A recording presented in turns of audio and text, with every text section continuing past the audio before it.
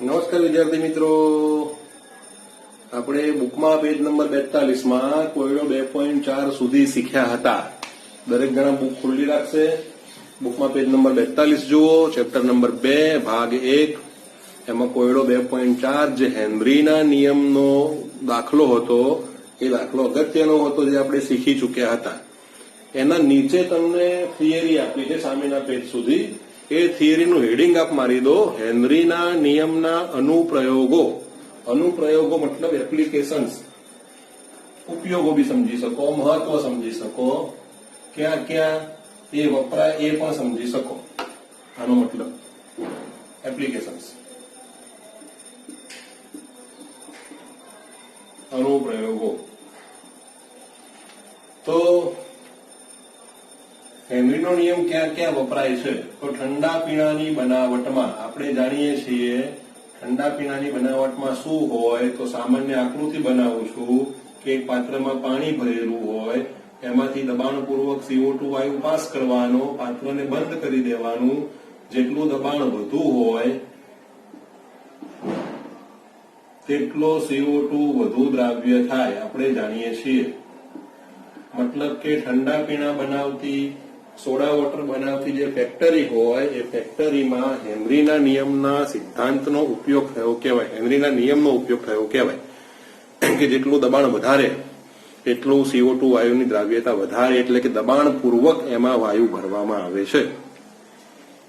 આ મુદ્દો આપને યાદ હશે એવું માની લઉં છું, છતાં આપને યાદ કરાવી દઉં કે આવું પ્રવાહી હોય, અહીંયા વાયુ દ્રાવ્ય થયેલો છે, અહીંયા ઉપર થોડાક વાયુના અણુઓ છે. તો જો હું આના ઉપર દબાણ વધારું, આમ એટલે કે પિસ્ટનને હું દબાવું નીચે, વજન વધારીને, આ શીખી ચુક્યા છીએ આપણે, તો વાયુ વધારે અંદર જાય. મતલબ કે જેટલું દબાણ વધુ તેટલી દ્રાવ્યતા વધુ, એ આપણે ભણી ચૂક્યા છીએ વિદ્યાર્થીઓ. એ ભૂલશો તો આ નહીં આવડે.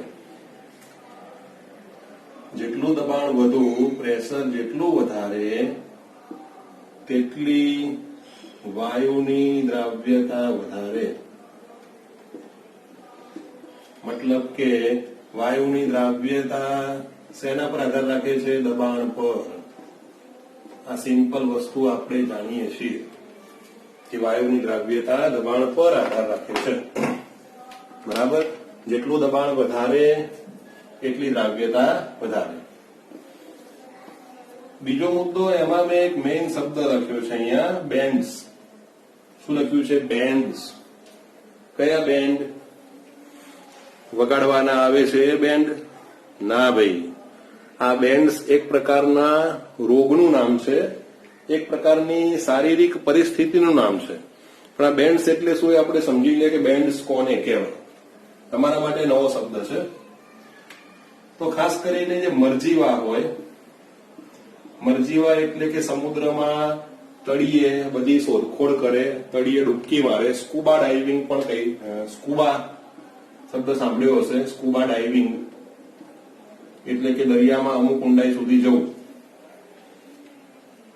તો એ વખતે શું થાય તો બરાબર સમજી લેજો. ધારો કે આ દરિયો છે,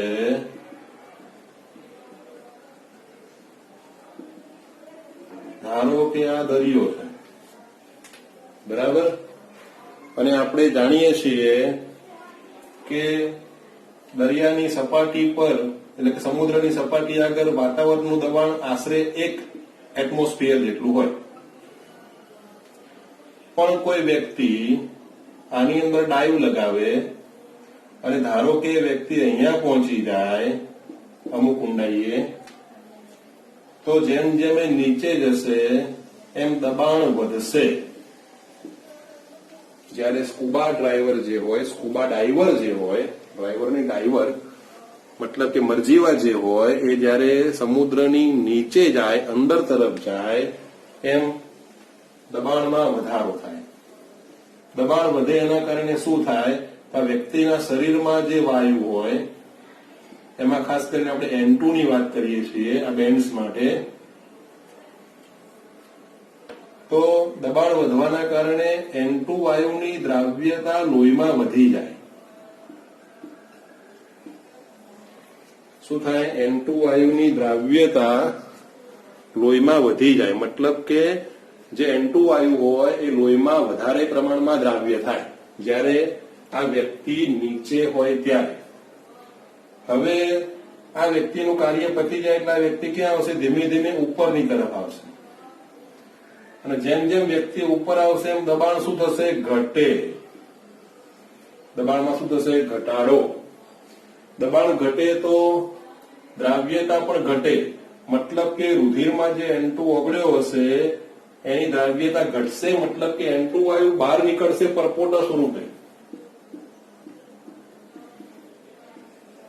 N2 વાયુ રુધિરમાંથી, જે રુધિર વાહિનીઓ હોય આપણી રક્ત વાહિનીઓ, કેશ વાહિનીઓ, એમાં રુધિરની અંદર N2 વાયુના પરપોટા ઉત્પન્ન થાય, અને આ પરપોટા ઉત્પન્ન થાય એના કારણે ઘણી વખતે હાર્ટ એટેક એટલે કે રુધિર બ્લોક થઈ જાય, લકવો, માથાનો દુખાવો, ઉલટી આવી વગેરે જેવી પરિસ્થિતિ ઉત્પન્ન થાય. આ પરિસ્થિતિને શું કહેવાય છે? બેન્ડ્સ. શું કહેવાય આ પરિસ્થિતિને? બેન્ડ્સ. ખ્યાલ આવી ગયો? ટૂંકમાં કહું તો જ્યારે કોઈ પણ વ્યક્તિ પાણીની અંદર જાય સમુદ્રમાં તો દબાણ વધે. દબાણ વધે તો N2 વાયુ રુધિરમાં વધારે દ્રાવ્ય થાય, એ વ્યક્તિ ઉપર આવે એટલે દબાણમાં ઘટાડો થાય, દબાણ ઘટે એટલે N2 વાયુની દ્રાવ્યતા ઘટે એટલે રુધિરમાં N2 વાયુના પરપોટા થાય. આ સ્થિતિને શું કહેવાય? બેન્ડ્સ કહેવાય. આવું ના થાય એના માટે મરજીવા કે સ્કુબા ડાઈવર શું કરતા હોય તો એમની પાસે આપણે એવું કહીએ છીએ કે ઓક્સિજન ટેન્ક રાખતા હોય, ઓક્સિજનની ટાંકી રાખતા હોય. આપ જાણો છો કે મરજીવા હોય કે સ્કુબા ડાઈવર હોય એ બધા એમના શરીરમાં પીઠની પાછળ એક ખાસ પ્રકારની મોટી બોટલ ટેન્ક રાખે. આ ટેન્કની અંદર ઓક્સિજન વાયુ સાથે અન્ય નિષ્ક્રિય વાયુ પણ ભરેલા હોય, જેનું પ્રમાણ તમને બુકમાં આપેલું છે. VSQમાં કોઈક વાર પૂછી શકે, આવું પ્રમાણ યાદ રાખવાનું છે.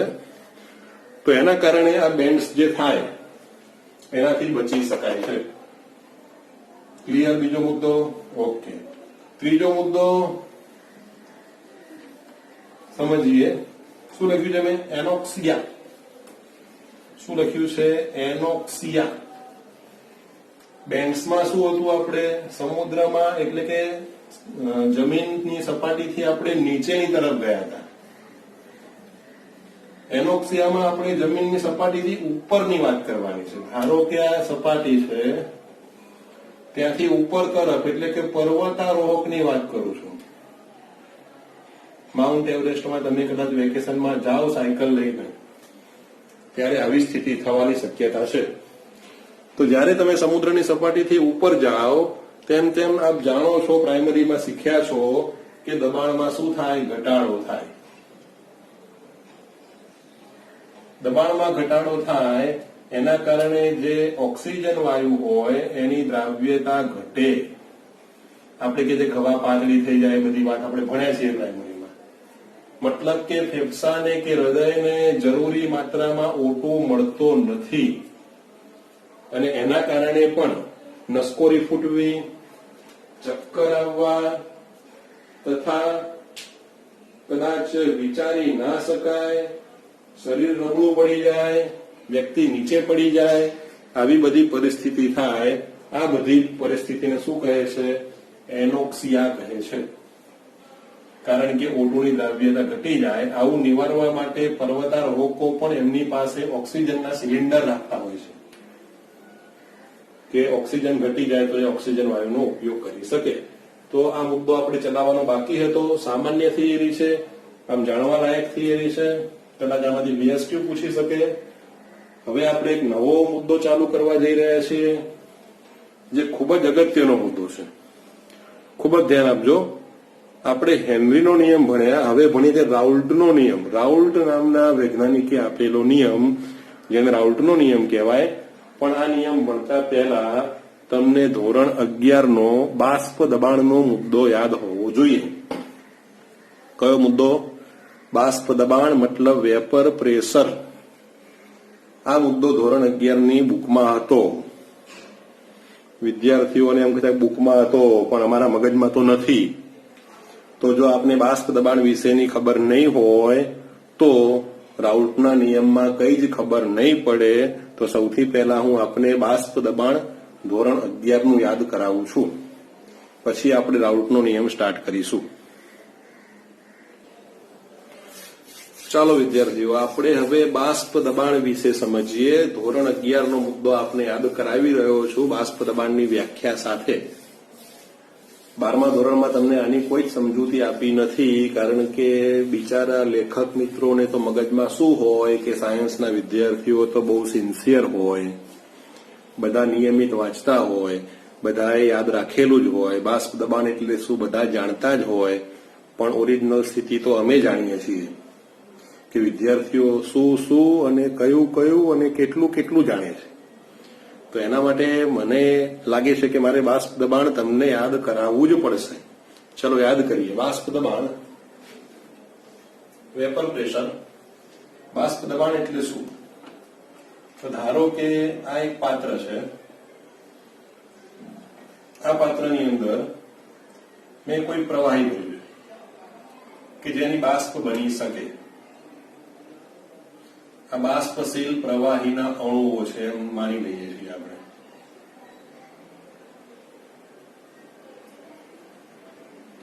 બરાબર છે? આ શું છે? બાષ્પશીલ પ્રવાહી કે જેનું બાષ્પીભવન થઈ શકે છે. વોલેટાઇલ. બરાબર, બાષ્પશીલ પ્રવાહી. હવે આપ જાણો છો એ પ્રમાણે કે આ સપાટી પાસેના જે અણુઓ હશે એ ધીમે ધીમે સપાટી છોડીને બહાર નીકળી જશે, એટલે કે એમાંથી એમની બાષ્પ બનશે. શું બનશે? એમાંથી એની બાષ્પ બનશે. જો પાત્ર ઉપરથી ખુલ્લું હોય તો આ બાષ્પ બધી ઉપર જતી રહેશે, તો એ વખતે તમે બાષ્પ દબાણ માપી શકતા નથી. તો બાષ્પ દબાણ માપવા માટે પાત્રને તમારે ઉપરથી બંધ રાખવું પડે, મતલબ કે બંધ પાત્ર હોવું જોઈએ. ઓકે, આ પહેલી શરત. બાષ્પ દબાણ માપવા માટે પાત્ર કેવું હોવું જોઈએ? બંધ હોવું જોઈએ. હવે આ બધી બાષ્પ ધીમે ધીમે ઉપર જશે. આ ઘટનાને શું કહીએ છીએ આપણે? બાષ્પીભવન કહીએ છીએ. ધોરણ 11માં સંતુલનમાં ભણ્યા છો કે બાષ્પના અણુઓ બધા અહીંયા ભેગા થશે. આ સમજો કે બાષ્પના અણુઓ છે. એક સમય એવો આવશે કે બાષ્પના અણુઓ વધારે પડતા ભેગા થવાથી એ બધા જોડાશે અને એમાંથી પાછું પ્રવાહી બનશે જે નીચે ટપકશે, ટપકી જશે. એ ઘટનાને શું કહેવાય? પ્રવાહીકરણ કહેવાય. એક સમય એવો આવશે કે આ બંનેના વેગ કેવા થશે? સરખા, મતલબ કે પ્રવાહીમાંથી બાષ્પ બનતા અને બાષ્પમાંથી પ્રવાહી બનતા અણુઓની સંખ્યા કેવી થશે? સમાન. અને સંતુલન સ્થિતિ કહેવાય મિત્રો. આને શું કહેવાય? સંતુલન સ્થિતિ. અને હવે વ્યાખ્યા: સંતુલન સમયે આ જે બાષ્પના અણુઓ હોય એ આ સપાટી પર અમુક દબાણ દર્શાવતા હોય. સંતુલન સમયે બાષ્પના અણુઓ જે હોય એ આ સપાટી પર દબાણ દર્શાવતા હોય. તે દબાણને શું કહેવાય? બાષ્પ દબાણ. અને બાષ્પ દબાણ માપવાનું એક સાધનનું નામ હતું ધોરણ 11માં મેનોમીટર. કદાચ કોઈને લાઈટ થઈ જાય, યાદ આવી જાય. બરાબર? બાષ્પ દબાણ માપવાનું સાધનનું નામ શું હતું? મેનોમીટર. હવે થોડાક તમને ધોરણ 11ના પ્રશ્નો પૂછું. ધારો કે હું તાપમાન વધારું તો બાષ્પ દબાણ શું થાય? આને હું ગરમ કરું તો આપ જાણો છો કે વધારે બાષ્પ બનશે. જેટલી બાષ્પ વધારે બને એટલું બાષ્પ દબાણ વધારે. બીજું, ધારો કે હું પાણી લઉં એક પાત્રમાં અને બીજા પાત્રમાં કેરોસીન લઉં તો કોનું બાષ્પ દબાણ વધારે? તો કેરોસીનની ઘનતા ઓછી હોય એટલે એની બાષ્પ જલ્દી બને, માટે આનું બાષ્પ દબાણ વધારે હશે. આ બધા મુદ્દા તમે ધોરણ 11માં શીખ્યા છો. આ બાષ્પ દબાણ મેં આપને યાદ કરાવ્યું ધોરણ 11નું. હવે આપણે જઈએ છીએ રાઉલ્ટના નિયમમાં, જે ખૂબ જ અગત્યનો નિયમ છે. બરાબર ધ્યાન આપજો, અને જો ખબર ના પડે તો આ લેક્ચર આપ વારંવાર જોજો. હવે વિદ્યાર્થીઓ આપણે રાઉલ્ટનો નિયમ ભણવા જઈ રહ્યા છીએ. રાઉલ્ટે બે વસ્તુ માટે નિયમ આપ્યા, બે કેસ માટે નિયમ આપ્યા, બે બાબતો માટે નિયમ આપ્યા. એકમાં એને લીધું કે પહેલી વસ્તુ એ કે આને દ્વિઅંગી દ્રાવણ માટે નિયમ આપ્યો. દ્વિઅંગી દ્રાવણ એટલે કે જેમાં એક દ્રાવક હશે અને એક દ્રાવ્ય હશે, મતલબ કે કુલ બે જ ઘટકો હશે. તો રાઉલ્ટે બે કેસ માટે નિયમ આપ્યો. પહેલો કેસ એને એવો લીધો, કેસ એટલે બાબત, કે પ્રવાહી વત્તા પ્રવાહી, મતલબ કે જે દ્રાવણ બનાવીએ આપણે એમાં દ્રાવક તરીકે પણ પ્રવાહી લેવાનું અને અંદર જે દ્રાવ્ય નાખો એ પણ પ્રવાહી જ નાખવાનું. મતલબ કે પ્રવાહી પ્રવાહી અને આ પાછા બંને કેવા હોય? બાષ્પશીલ હોય, મતલબ કે બંનેની બાષ્પ બની શકે. તો પહેલો નિયમ શેના માટે આપ્યો? અને પ્રવાહી દ્રાવણ માટે. દ્રાવક પણ પ્રવાહી અને દ્રાવ્ય પણ પ્રવાહી અને બંનેની બાષ્પ બની શકે છે, બંને વોલેટાઇલ છે, મતલબ કે બંને બાષ્પશીલ છે, એના માટે એક આપ્યો નિયમ. અને બીજો નિયમ કેસ 2,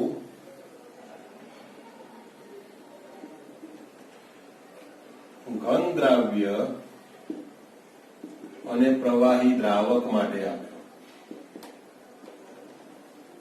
મતલબ કે એક પાત્ર છે, આમાં ધારો કે પાણી છે, એ દ્રાવક છે, એમાં માનો કે યુરિયા નાખવું કે સુક્રોઝ નાખવું, મતલબ ખાંડ નાખવું કે મીઠું નાખવું, કંઈક નાખવું. દ્રાવ્ય શું છે? ઘન. દ્રાવણ તો પ્રવાહી જ છે. દ્રાવણ કેવું છે? પ્રવાહી. આ દ્રાવણ પણ કેવું છે? પ્રવાહી જ છે. આમાં દ્રાવક અને દ્રાવ્ય બંને પ્રવાહી છે. આમાં દ્રાવક પ્રવાહી અને દ્રાવ્ય ઘન છે. ઘન દ્રાવ્ય હોવાથી આ કેવો હોય? અબાષ્પશીલ. અને દ્રાવક કેવો છે? પ્રવાહી હોવાથી બાષ્પશીલ. તો બે કેસ માટે રાઉલ્ટે નિયમ આપ્યા. કયા કયા કેસ? પ્રવાહી પ્રવાહી માટે અને ઘન પ્રવાહી માટે. તો સૌથી પહેલા આપણે કેસ 1 ની ચર્ચા કરીશું કે કેસ 1 માં રાઉલ્ટે શું કર્યું, કઈ રીતે નિયમ આપ્યો. બહુ જ અગત્યનો નિયમ, બહુ સમજવાનો નિયમ, ધ્યાન આપજો.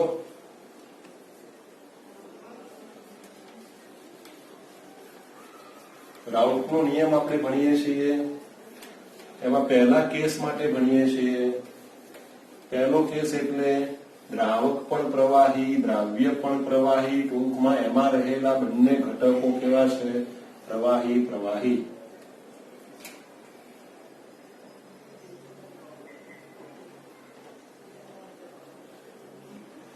આના માટે રાઉલ્ટનો નિયમ ભણીએ, બરોબર? ધારો કે રાઉલ્ટે જે નિયમ આપ્યો એમાં જે દ્રાવણ બનાવ્યું, તો દ્રાવણમાં બે ઘટકો છે. બે ઘટકોને એને કઈ રીતે દર્શાવે આપણી બુક પ્રમાણે? તો ઘટક 1 અને ઘટક 2. ઘટક 1 અને ઘટક 2. આમાંથી કોઈ પણ દ્રાવ્ય હોઈ શકે, કોઈ પણ દ્રાવક હોઈ શકે. બુકમાં એવો કોઈ ઉલ્લેખ નથી કર્યો. બંને પ્રવાહી છે. બે ઘટક લીધા, ઘટક 1 અને ઘટક 2. તો બરાબર સમજી લેજો, બહુ સરસ નિયમ છે. ધારો કે આ પાત્ર છે મારી જોડે.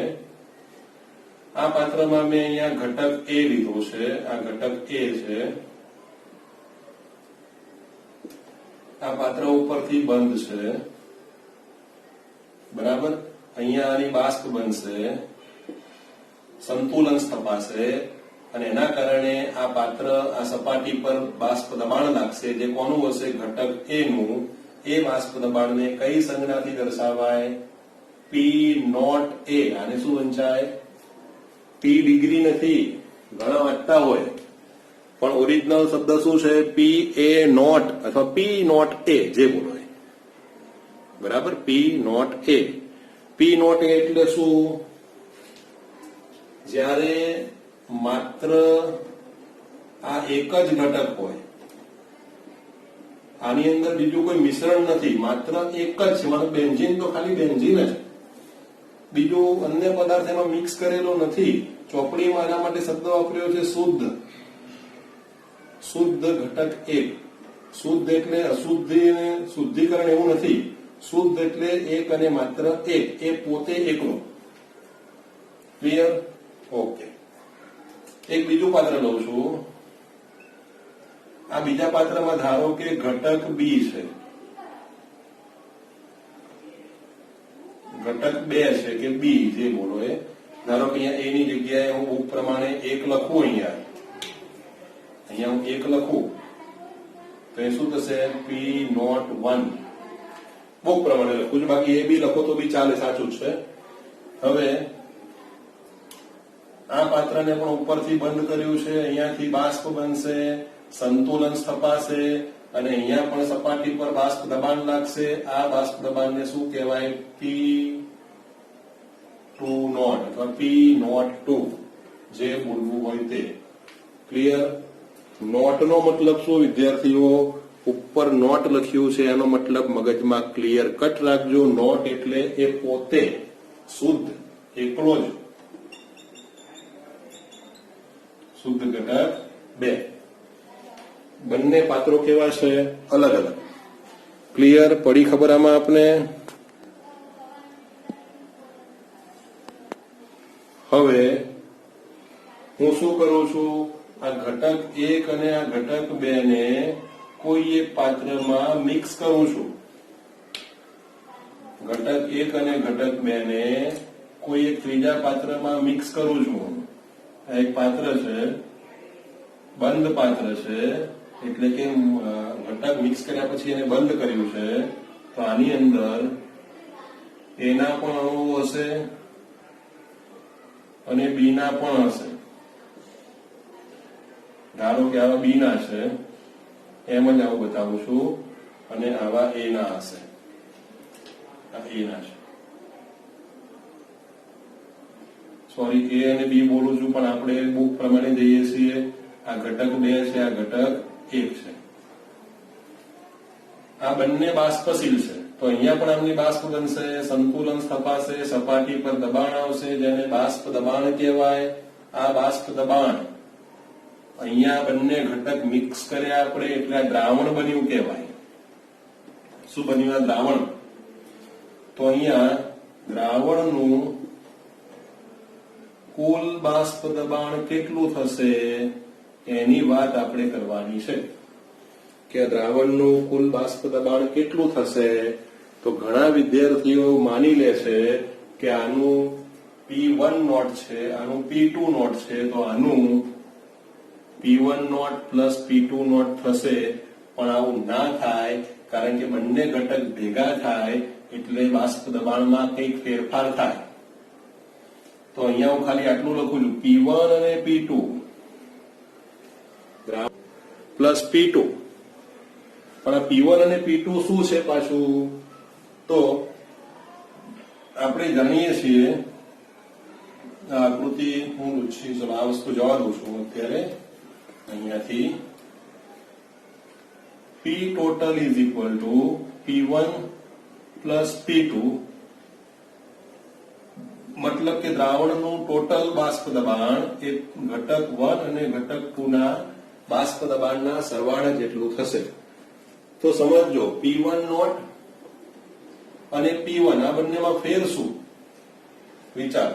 P1 નોટ એટલે માત્ર એ એકલો હતો ત્યારે, માત્ર P1 નોટ એટલે કે શુદ્ધ હતો ત્યારે, અને P1 એટલે એ દ્રાવણમાં ગયો પછી. મારા શબ્દોમાં કહું તો P1 નોટ એટલે કુંવારો, અને P1 એટલે લગ્ન કર્યા પછીનો. આ શુદ્ધ છે, P1 નોટ કુંવારો છે, અને અહીંયા લગ્ન કરી કાઢ્યા, બંને ભેગા કરી કાઢ્યા. તો એ વખતે એના દબાણમાં કંઈક ફેરફાર આવે, દબાણ વધે ઘટે, શું થાય આપ જાણો છો, એની ચર્ચા આપણે કરીશું હમણાં. તો P1 નોટ એટલે માત્ર શુદ્ધ હોય તે, અને P1 એટલે દ્રાવણની અંદર. તો આ P ટોટલ બરાબર P1 પ્લસ P2 થશે.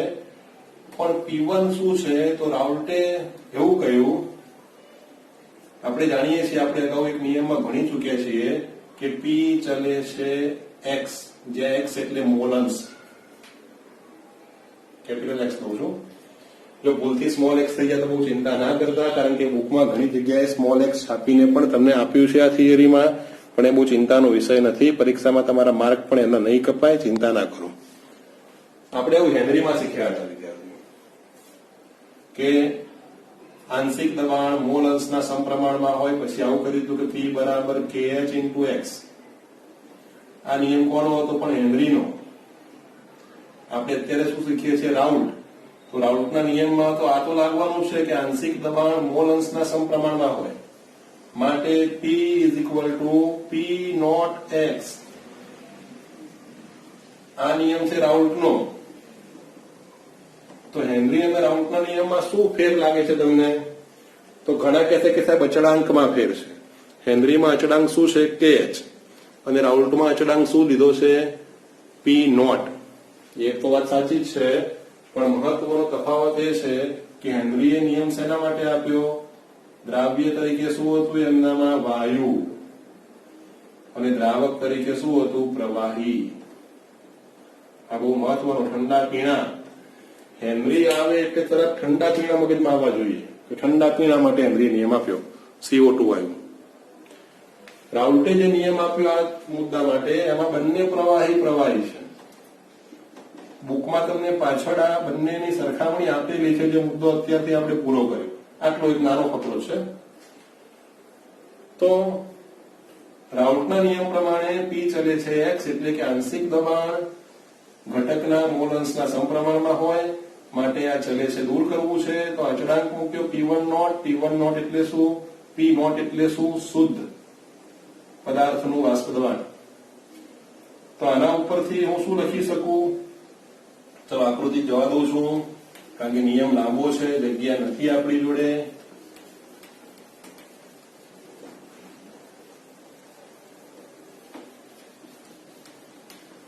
આના ઉપરથી હું P1 અને P2 માટે મારે અહીંયા કિંમત મૂકી દઉં. શું કિંમત મૂકી શકું? વિચારો.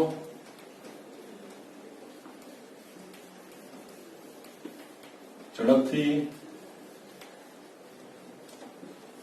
આના ઉપર હું લખી શકું કે P1 બરાબર P1 is equal to P1 naught into X1 અને P2 is equal to P2 naught into X2 લખી શકું આવું. તો અહીંયા સીધી કિંમત મૂકી દઉં છું આ સૂત્રમાં. આને સમજો કે સમીકરણ 1 આપી દઉં હું. તો ચલો આ ફરી લખું છું. P1 is equal to P1 naught X1, P2 is equal to P2 naught X2. આ બંને કિંમત સમીકરણ 1 માં મૂકતા સમીકરણ 1 પરથી, કારણ કે અગત્યનો નિયમ છે, થિયરીમાં આપણે લખવો પડશે, તો શું થશે? P total is equal to P1 naught X1 plus P2 naught X2. આ રાઉલ્ટના નિયમનું સૂત્ર છે વિદ્યાર્થીઓ. બહુ જ સરળ સૂત્ર છે, બહુ જ સરળ સૂત્ર છે. આમાં કશું જ ભારે નથી. આપ જોઈ શકો છો, સીધી કિંમત જ મૂકી છે આપણે. બરાબર. આ સૂત્રનો આપણે દાખલામાં ઉપયોગ કરીશું, એટલે આ સૂત્ર આપણે યાદ રાખવાનું છે. પણ આ સૂત્ર ક્યારે વાપરવાનું? શરત શું છે? બંને ઘટક કેવા હોય? પ્રવાહી અને બાષ્પશીલ. તો જ તમે આ સૂત્ર વાપરી શકો. તો અહીંયા રાઉલ્ટના નિયમનું આ સૂત્ર પૂરું થયું. હવે આનું આગળ બુકમાં સાદુરૂપ આપ્યું છે. એ સાદુરૂપ પણ હું આપી બતાવું. કઈ નથી સાદુરૂપમાં, બહુ સરળ છે. મોલ અંશનો સરવાળો કેટલો થાય? દ્રાવણમાં રહેલા ઘટકોના મોલ અંશનો સરવાળો કેટલો થાય મિત્રો? તો આપણે જાણીએ છીએ કે X1 plus X2 is equal to 1. દ્રાવણમાં રહેલા ઘટકોના મોલ અંશનો સરવાળો કેટલો થાય? 1. આમાંથી કોઈ પણ એકને આપણે સૂત્ર કરતા બનાવી દઈએ. કોઈ પણ એકને, X1 ને કે X2 ને. પણ હું પ્રમાણે જઈ રહ્યો છું. તો અહીંયા X1 is equal to શું થશે? 1 minus X2. આ કિંમત અહીંયા મૂકતા, આ કિંમત આ સમીકરણમાં મૂકું છું તો થશે P total is equal to P1 naught 1 minus X2 plus P2 naught X2. આમાં કિંમત મૂકી સાદુરૂપ આપું છું. P1 naught minus P1 naught X2 plus P2 naught X2. પી ટોટલ હજી આગળ સાદુરૂપ આપું છું માટે પી ટોટલ ઇઝ ઇક્વલ ટુ આ બંનેમાંથી x2 કોમન નીકળશે P1 નોટ મારે પ્લસ x2 કોમન કાઢવા છે આને આગળ સમજુ આને પાછળ સમજુ તો plus P2 naught minus P1 naught into x2 થાય કે નહીં આવું ચેક કરી લો આપ ધ્યાનથી જોઈ લો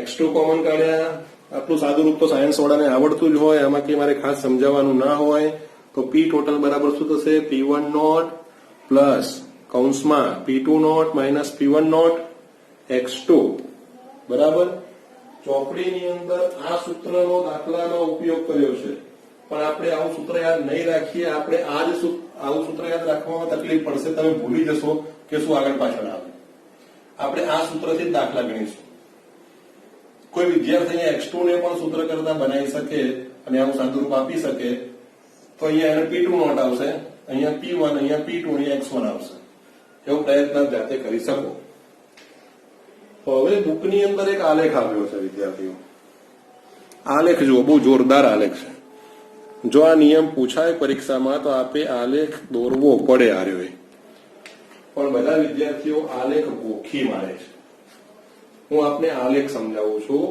એ આલેખની અંદર તમને કુલ 3 આલેખ ભેગા કરીને આપ્યા છે આ નોટમાં લખી દેજો આ સૂત્ર ઉપર બોક્સ બનાવજો હમણાં જ એક દાખલો ગણાવું છું એમાં આપણે આનો ઉપયોગ કરીશું આનો પણ ઉપયોગ થશે આનો પણ થશે આનો પણ થશે બરાબર ધ્યાન આપજો હવે હું આના ઉપર એક આલેખ બનાવી રહ્યો છું અમુક સમીકરણો રાખું છું આલેખ બનાવવા માટે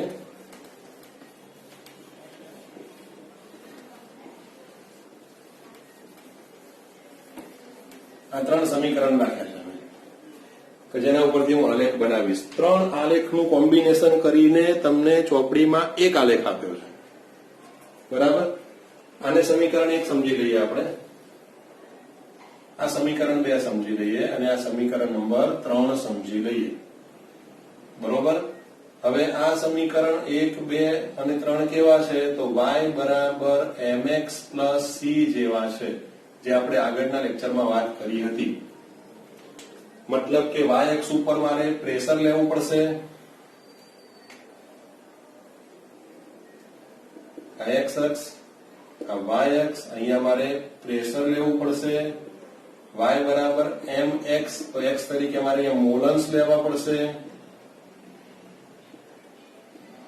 અહીંયા પ્લસ c વાળું પદ નથી મતલબ કે c બરાબર 0 છે એટલે આંતરછેદ 0 છે માટે આ બંને સમીકરણના આલેખ ઉગમ બિંદુમાંથી પસાર થશે ઉદ્ગમ બિંદુમાંથી પસાર થશે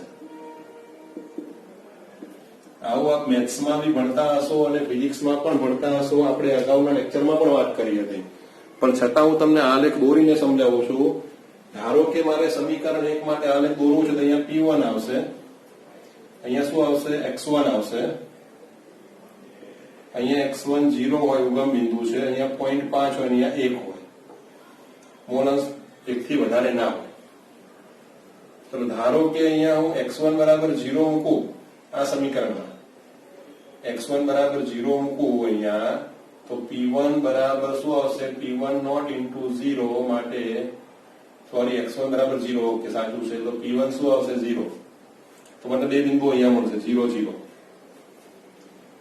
x1 0 તો P1 પણ 0 હવે ધારો કે અહીંયા હું x1 ની જગ્યાએ 1 મૂકું x1 ની જગ્યાએ 1 મૂકું તો P1 બરાબર શું આવશે P1 નોટ આવશે તો આ 1 છે આશરે લઈએ કે P1 નોટ અહીંયા હશે એવું માની લઈએ આપણે તો આ બિંદુ x બરાબર 1 મતલબ કે અહીંયા મળશે એ બિંદુ અને આપણે જોડીએ આમ તો આ સુરેખા મળશે આ કોનો આલેખ મળ્યો મિત્રો P1 માટે મળ્યો મતલબ કે સમીકરણ 1 માટે મળ્યો P1 માટે આ વેલ્યુ શું છે P1 નોટ આટલું પણ P1 નોટ થાય આપ સમજી શકો છો આ બંને કિંમત સરખી હોય બરાબર એ જ પ્રમાણે હું સમીકરણ 2 માટે આલેખ દોરું મિત્રો સમીકરણ 2 માટે આલેખ દોરું તો સમીકરણ 2 નો આલેખ બનાવું છું વાય એક્સ ઉપર લઈશું P2, એક્સ અક્ષ ઉપર લઈશું આપણે x2, અહીંયા 0, અહીંયા 1. એક પ્રમાણે આગળ કર્યું એમાં જો x2 બરાબર 0 મૂકવું અહીંયા તો P2 બરાબર પણ 0 આવશે એટલે બિંદુ અહીંયા મળશે. જો x2 બરાબર 1 મૂકવું અહીંયા તો P2 બરાબર P2 નોટ આવશે. x2 બરાબર 1 ધારો કે P2 નોટ અહીંયા છે તો આ બિંદુ અહીંયા મળશે, મતલબ કે આની રેખા આવી મળશે. બરાબર છે. આ કોના માટે મળી આપણને? કયા સમીકરણ માટે? બીજા નંબરના સમીકરણ માટે, P2 માટે મળી. ક્લિયર? હવે ધારો કે મારે નીચેના સમીકરણ 3 માટે આલેખ દોરવો છે તો સમીકરણ 3 માટે હું આલેખ બનાવું છું. આ સમીકરણ તમે જુઓ, આ સમીકરણ પણ y બરાબર mx પ્લસ c જેવું છે. આ y બરાબર આ x છે મિત્રો, એટલે mx પ્લસ c, y બરાબર mx પ્લસ c. આના માટે હું આલેખ દોરું તો હવે આલેખ ઉગમ બિંદુમાંથી પસાર થશે. વિચારો, મારે કોના વિરુદ્ધ આલેખ દોરવો પડશે? P ટોટલ વિરુદ્ધ x2 નો. તો એ આલેખ અહીંયા હું દોરી બતાવું છું તમને. બુકમાં હું સહેજ પણ સમજાયું નથી, પણ મગજ અહીંયા ક્લિયર રાખજો, બહુ સરળ છે. હું ડીપમાં આપને સમજાવી રહ્યો છું કારણ કે આના MCQ કદાચ જી નીટમાં, જીની પરીક્ષામાં પૂછાતા હોય છે આ આલેખ આધારિત અમુક પ્રશ્નો, તો મગજમાં ક્લિયર હોવું જોઈએ તમારા. તો આનો આલેખ મારે બતાવવો છે કે y અક્ષ છે, y અક્ષ ઉપર P ટોટલ લેવું પડશે, x અક્ષ ઉપર મારે x2 લેવા પડશે. આ x2 છે, અહીંયા ઉગમ બિંદુ છે. તો જોઈએ કે આ ઉગમ બિંદુમાંથી પસાર થશે તો નહીં જ થાય, છતાં ચેક કરીએ. ચલો આમાં કિંમત મૂકું. ધારો કે x2 બરાબર હું 0 લઉં. આ સમીકરણમાં x2 બરાબર હું 0 મૂકું તો શું વધશે? P ટોટલ બરાબર, બોલો, x2 બરાબર 0 તો આખું પર 0 થઈ જશે. બરાબર, તો શું વધશે? P total is equal to P1 naught. P total is equal to P1 naught. હવે P1 નોટ તો 0 હોય નહીં, આપણે x2 0 લીધો પણ P1 નોટ ની વેલ્યુ તો લગભગ આટલી હતી આશરે. તો અહીંયા આવશે બિંદુ x2 0 અને y P2 P total P1 not. ધારો કે અહીંયા બિંદુ મળ્યું. ઓકે, હવે ધારો કે હું x2 બરાબર 1 મૂકું, બીજું બિંદુ મેળવવા. x2 1 મૂકીએ અહીંયા તો P ટોટલ શું આવશે? અહીંયા 1 મૂકી જો તો સાદુરૂપ આપો તો P1 નોટ કેન્સલ થશે એટલે શું આવશે? અહીંયા P2 નોટ. શું આવશે? P2 not. x2 બરાબર 1 મૂકવાનો છે, અહીંયા x2 1 છે એમ સમજો. x2 1 એ વખતે P ટોટલ કેટલો આવ્યો? P2 not. P2 નોટ કેટલો છે? આ તો P1 નોટ હતો. P2 નોટ હવે અહીંયા બી હોઈ શકે, અહીંયા હોઈ શકે, અહીંયા હોઈ શકે, ગમે ત્યાં હોઈ શકે.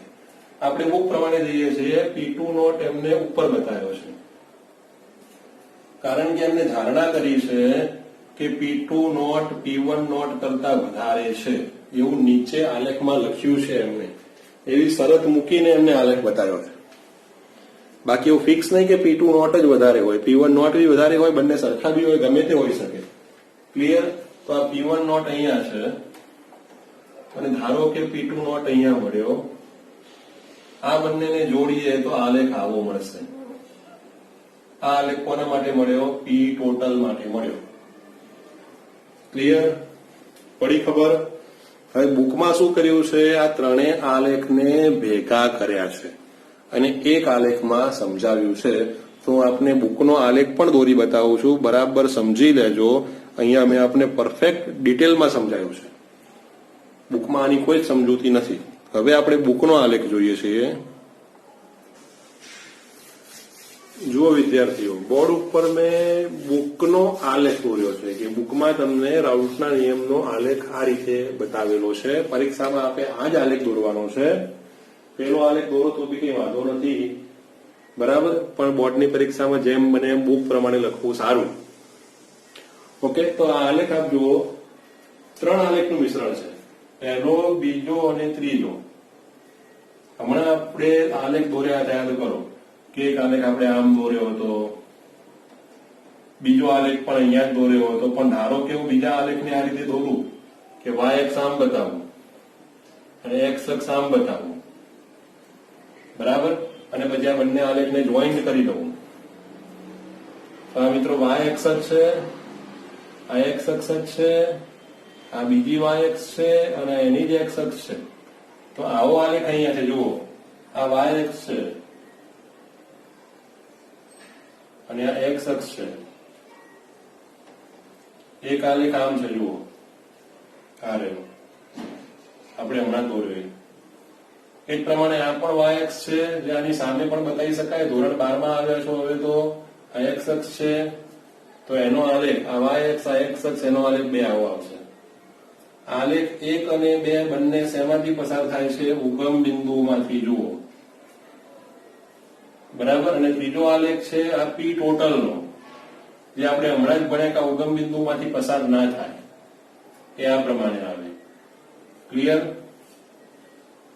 y અક્ષ ઉપર બાષ્પ દબાણ છે અને x અક્ષ ઉપર શું છે? મોલન્સ છે. અહીંયા શું લખ્યું છે? x1 બરાબર 1, તો x2 કેટલા થાય? 0, કારણ કે આપણે જાણીએ છીએ કે મોલન્સ નો સરવાળો કેટલો થાય? 1. જો અહીંયા x1 1 લીધો હોય તો અહીંયા x1 કેટલો થાય? 0 અને x2 1. બે આલેખ માટે, આ બંને સમીકરણ માટે હમણાં જ મેં અલગ અલગ સમજાવ્યું. આ બંનેનો સરવાળો પણ કેટલો થાય છે? 1. અહીંયા P1 નું વેલ્યુ આટલી છે, P1 નોટ, અને P2 નોટ ની વેલ્યુ આટલી છે.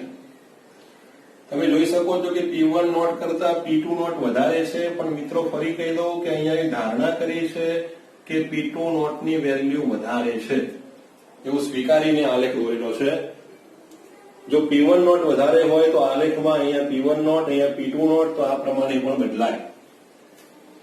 એટલે આપણે બોર્ડની પરીક્ષામાં આવો આલેખ દોરવાનો છે. આલેખ સરળ છે, ગોખનારા વિદ્યાર્થીઓ આને સરળતાથી ગોખી શકે એવો પણ છે, કારણ કે સીધી વાત છે કે આ એક રેખા અને બીજી રેખા ઉગમ બિંદુમાંથી જાય છે અને ત્રીજી રેખા બંનેના સરવાળા જેટલી છે, ઉગમ બિંદુમાંથી જતી નથી. આ y અક્ષ છે, આ x અક્ષ છે. ક્લિયર? હવે દાખલા ગણતા પહેલા એક ધોરણ 11 નું સૂત્ર આપણે યાદ કરી લઈએ. ડાલ્ટનના નિયમમાં સૂત્ર હતું, યાદ કરીએ જરા. જે તે ઘટકનું આંશિક દબાણ બરાબર જે તે ઘટકના મોલન્સ ગુણ્યા કુલ દબાણ P ટોટલ. ડાલ્ટનના નિયમનું આ સૂત્ર હતું ધોરણ 11 માં. ધોરણ 11 માં ડાલ્ટનનો નિયમ ખૂબ જ ઉપયોગી છે. અહીંયા પણ એ નિયમનો આપણે ઉપયોગ કરીશું. ફરી સૂત્ર વાંચી લો. આ શું લખ્યું છે? જે તે ઘટકનું આંશિક દબાણ બરાબર જે તે ઘટકના મોલન્સ ગુણ્યા P ટોટલ કુલ દબાણ. ધારો કે અહીંયા હું P1 લઉં તો મોલન્સ ને x1 અને અહીંયા P ટોટલ. બુકની અંદર x1 ની જગ્યાએ y લખ્યો છે, y લખ્યો છે. કેમ y લખ્યો છે? તો ઉપર એક બહુ નાનકડું પણ અતિ મહત્વનું વાક્ય તમને આપ્યું છે. આ સમીકરણની બિલકુલ ઉપર પેજ નંબર 45 છેક ઉપર તમને સમીકરણ આપ્યા છે. એમાં પહેલું જ વાક્ય લખ્યું છે કે ઘટક 1 અને 2 ના અનુક્રમે બાષ્પ કલામાં મોલન્સ છે. તો કયા મોલન્સ છે? તો પેજ નંબર 44 માં એ વાક્ય અધૂરું છે, y1 અને y2. તો અહીંયા y1 એટલે શું? બાષ્પ કલામાં. મોલન્સ તો છે જ મિત્રો, 100% મોલન્સ તો છે જ, પણ કઈ અવસ્થામાં? બાષ્પ કલામાં. આ એટલા માટે હું આપને ભાર આપીને કહી રહ્યો છું કે એના પછી જે દાખલો આપ્યો છે તમને, કોયડો જે આપ્યો છે, કોયડો 2.5, વેરી મોસ્ટ ઇમ્પોર્ટન્ટ કોયડો છે વિદ્યાર્થીઓ. JEE ની પરીક્ષામાં આ પ્રકારના દાખલા ઘણી બધી વખત પૂછાયેલા છે. બહુ જ અગત્યનો કોયડો છે. પહેલા પણ મેં કહ્યું છે કે આપની NCERT ની બુકમાં બહુ સરસ તમને દાખલા આપ્યા છે. લખાણ સંબંધિત પ્રશ્નો એકદમ જોરદાર GNET લેવલના સ્ટાન્ડર્ડ આપેલા છે. તો એનો ઉપયોગ કરો. એની રકમ આપ ધ્યાનથી વાંચી લો. આખો દાખલો હું બોર્ડ ઉપર ગણું છું. બુકની ગણતરીમાં કદાચ ઓછી ખબર પડશે, પણ અહીંયા હું બોર્ડ ઉપર આખો દાખલો ગણું છું. આપ ધ્યાનથી જુઓ, પછી એને આપણી નોટમાં ઉતારો. વારંવાર કહેલું છે કે આપ નોટ બનાવજો. જો નોટ નહીં બનાવો અને બુકમાંથી વાંચવા બેસો તો ખૂબ જ તકલીફ પડશે સમજવામાં. તો આપની નોટ એકદમ ફેર, એકદમ સારી નોટ બનાવવી જરૂરી છે. હવે આપણે કોયડો જોઈએ છીએ. આપ રકમ વાંચી લો. અહીંયા મેં કોયડો 2.5 બુકનું પેજ નંબર 45 એની રકમની માહિતી લખી છે. રકમમાં આપને આપ્યું છે, મારી જોડે બુક પડી છે. 298 કેલ્વિન તાપમાને ક્લોરોફોર્મ કૌંસમાં લખ્યું છે CHCl3 એનું સૂત્ર આપેલું છે અને ડાયક્લોરોમિથેન એનું પણ સૂત્ર આપ્યું છે CH2Cl2. એના બાષ્પ દબાણ અનુક્રમે 200 mmHg 200 મિલીમીટર મર્ક્યુરી. બેરોમીટરમાં મર્ક્યુરી હોય. બેરોમીટર એટલે દબાણ માપવાનું સાધન છે, માટે એકમમાં Hg નો ઉલ્લેખ કરાય છે. ના કર્યો હોય તો પણ ચાલે. આપણે જાણીએ છીએ કે mm દબાણનો એકમ છે બેરોમીટર. બરોબર. તો તમને ક્લોરોફોર્મનું બાષ્પ દબાણ 200 mmHg આપ્યું છે અને ડાયક્લોરોમિથેનનું બાષ્પ દબાણ 415 mmHg આપ્યું છે. આટલા ગ્રામ CHCl3 અને આટલા ગ્રામ આને મિશ્ર કરતા બનાવેલા દ્રાવણનું બાષ્પ દબાણ કેટલું, એટલે કે P ટોટલ તમારે ગણવાનું છે. શું ગણવાનું છે? P total. તો તમને ખબર કઈ રીતે પડે કે અહીંયા કયો નિયમ વપરાશે, હેનરી કે રાઉલ્ટ? તો હેનરીમાં તો દ્રાવ્ય તરીકે વાયુ હતો. અહીંયા તો ક્લોરોફોર્મ અને ડાયક્લોરોમિથેન છે અને બંનેના બાષ્પ દબાણ આપેલા છે, મતલબ કે બંને બાષ્પશીલ પ્રવાહી હશે. એટલે હમણાં જે નિયમ ભણ્યા એ સૂત્ર જ વપરાશે મિત્રો.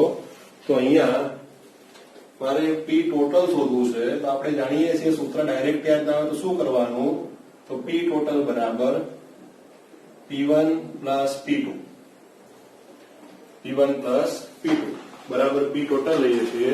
તો અહીંયા હું P ટોટલ લઈએ છીએ. તો અહીંયા હું ક્લોરોફોર્મ ને ઘટક 1 કહી દઉં મિત્રો. હમણાં જ મેં કહ્યું કે હું તમને બુકથી થોડીક અલગ અને સરળ રીત શીખવાડી રહ્યો છું. આને ઘટક 1 કહી દઉં છું અને આને ઘટક 2 કહી દઉં. તો દાખલો સમજવામાં આપને સરળતા પડશે. બરાબર. તો P ટોટલ બરાબર P1 પ્લસ P2. તો આ P1 છે, આ P2 છે? ના, અહીંયા તો ક્લોરોફોર્મ શુદ્ધ છે અને ડાયક્લોરોમિથેન શુદ્ધ છે. તો અહીંયા આપણે આ સૂત્ર બી જાણીએ છીએ કે P ટોટલ બરાબર P1 not x1 plus P2 not x2. આ સૂત્ર સીધું યાદ આવે તો ઘણું સારું, ના આવે તો આવું કરીને લખવું. તો આ જે વેલ્યુ છે P1 નોટ ની છે. તો અહીંયા મૂલ્ય મૂકું છું 200. x1 એટલે આના મોલ અંશ જે શોધીએ છીએ હમણાં. P2 નોટ એટલે આ P2 નોટ છે ઘટક 2 નું દબાણ, બાષ્પ દબાણ જે 415 આપ્યું છે અને x2 શોધીએ છીએ. મોલ અંશ કઈ રીતે શોધાય? મોલ અંશ બરાબર જે તે ઘટકના મોલ ભાગ્યા કુલ મોલ. આપણે જાણીએ છીએ આ સૂત્ર ધોરણ 11 થી. જે તે ઘટકના મોલ ભાગ્યા કુલ મોલ. મતલબ કે મારે આ બંને ઘટકના મોલ તો શોધવા પડશે જ. બરાબર. મોલ શોધતા તમને આવડે છે. મોલ બરાબર આપેલું દળ ગ્રામમાં ભાગ્યા તેનું આણ્વીય દળ. ધારો કે મારે ક્લોરોફોર્મ માટે શોધવું હોય તો એનું દળ કેટલું આપ્યું છે? 25.5. 25.5 ભાગ્યા એનું આણ્વીય દળ કેટલું? તો એ આપણે ગણતરી કરવી પડે જે તમને આવડે છે. આણ્વીય દળને મોલર દળ પણ કહેવાય મિત્રો. બુકમાં મોલર દળ શબ્દ વાપર્યો છે. બંને વસ્તુ સરખી છે. ઓકે. તો CHCl3 નું આણ્વીય દળ આવે છે 119.5. અંદર જોઈને મોઢે હું લખું 119.5. તો આના મોલ આપણને મળશે 0.213. કોના મળ્યા? ક્લોરોફોર્મના. બરાબર. એ પ્રમાણે હું ડાયરેક્ટ લખી દઉં છું કે આના મોલ બી આપણને મળી જશે 40 ભાગ્યા એનું આણ્વીય દળ કરવાનું. તો એનો જવાબ બી અંદર જોઈને હું લખી નાખું છું. CH2Cl2 ના મોલ મને મળે છે બુક પ્રમાણે જોઈને કોપી મારીને લખું છું 0.47. તો હવે મારે x1 શોધવા છે. x1 એટલે ઘટક 1. ઘટક 1 તરીકે શું લીધું છે આપણે? ક્લોરોફોર્મ. તો એ શું આવશે સૂત્રમાં? x1 બરાબર ઘટક 1 ના મોલ ભાગ્યા કુલ મોલ. x1 બરાબર ઘટક 1 ના મોલ તમે શોધ્યા 0.213 છેદમાં કુલ મોલ એટલે 0.213 વત્તા 0.47. આપને આવડે જ છે એમ સમજીને ગણું છું દાખલો. તો એ x1 ની વેલ્યુ આપને મળી જશે. x1 ની વેલ્યુ અહીંયા જોઈને હું લખી નાખું છું 0.312 મળશે અને x2 ની મળશે 0.688. x2 ની વેલ્યુ મળશે. એ બંને કિંમત અહીંયા મૂકીશું તો 200 ગુણ્યા 0.312 કરું કેલ્સીમાં 200 ગુણ્યા 0.312 તો જવાબ મળે છે 62.4 પ્લસ 415 ગુણ્યા 0.688 આનો આન્સર મળે છે મને 285.52. આ બેનો સરવાળો કરું તો એ મને મળે છે 347.922 mmHg. તો આ બુકમાં જવાબ ટેલી કરો. બુકમાં એક્ઝેક્ટ આ જવાબ છે મિત્રો. મતલબ કે દાખલો તમે આ રીતે સરળતાથી ગણી શકો. હજુ દાખલો પહેલો પત્યો છે, એનો હજુ બીજો ભાગ બાકી છે, પણ આપણે બુકની જેટલી વિચિત્ર રીત કરવાની જરૂર નથી. આપણે આ રીતે સરળ રીત ગણવાની. એક પ્રમાણે બીજા દાખલા માટે પણ આપણે હું સરળ રીત શીખવાડું છું. પહેલા બધી રીત આ બુકમાં ઉતારજો, ભૂલતા નહીં. અહીંયા વિદ્યાર્થીઓ બીજો પ્રશ્ન જુઓ. એમાં લખ્યું છે કે બાષ્પ કલામાં દરેક ઘટકના મોલ અંશ ગણો. બહુ મહત્વનો અને સરસ પ્રશ્ન છે. બાષ્પ કલામાં કીધું છે. અહીંયા બંને પ્રવાહીને આપણે એક પાત્રમાં ભેગા કરીએ. બંને પ્રવાહી બાષ્પશીલ છે એટલે એની બાષ્પ બનશે. બાષ્પ એટલે વાયુ સ્વરૂપ. તો એની અંદર તમારે દરેક ઘટકના મોલ અંશ ગણવાના છે. હવે હમણાં જ આપણે એક અગત્યનું વાક્ય કહ્યું હતું, ડાલ્ટનના નિયમ. બાષ્પ કલામાં તમારે મોલ અંશ શોધવા હોય તો એમાં શું આવે સૂત્ર? કે જે તે ઘટકનું આંશિક દબાણ બરાબર બાષ્પ કલામાં તે ઘટકના મોલ અંશ,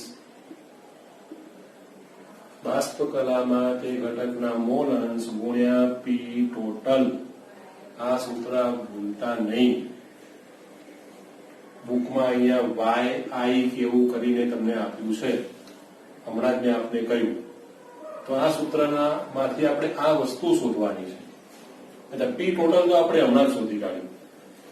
જે તે ઘટકનું આંશિક દબાણ એટલે કયું લેવાનું? રકમમાં જે તમને આપ્યું છે ઉપર કે 200 mm અને 415.